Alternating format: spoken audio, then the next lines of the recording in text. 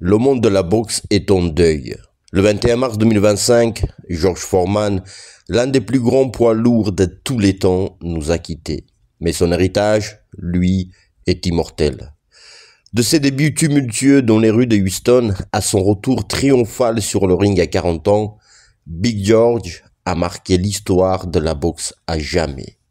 Né dans les ghettos de Houston, George Foreman a connu une enfance difficile.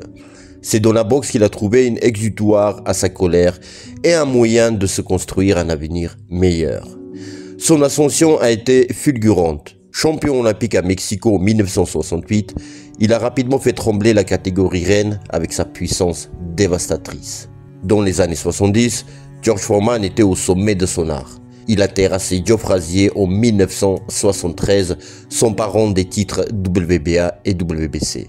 Sa force de frappe était terrifiante, son aura impressionnante. Il semblait invincible. Un an après, le 30 octobre 1974, à Kinshasa, il affronte Mohamed Ali dans le mythique Rumble in the Jungle. Foreman perd par KO au 8e round. Le combat marque un tournant dans sa carrière.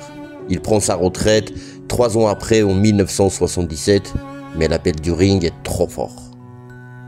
À l'âge de 40 ans, George Foreman remonte sur le ring.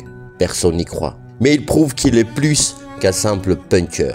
Il devient un boxeur plus technique, plus sage. En 1994, à l'âge de 45 ans, il réalise l'impensable. Il reconquérit le titre du champion du monde des poids lourds en battant Michael Moorer.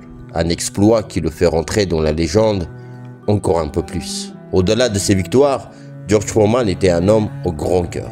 Il a utilisé sa notoriété pour aider les plus démunis, notamment les enfants. Il est devenu un modèle de persévérance et de générosité. George Foreman était bien plus qu'un boxeur.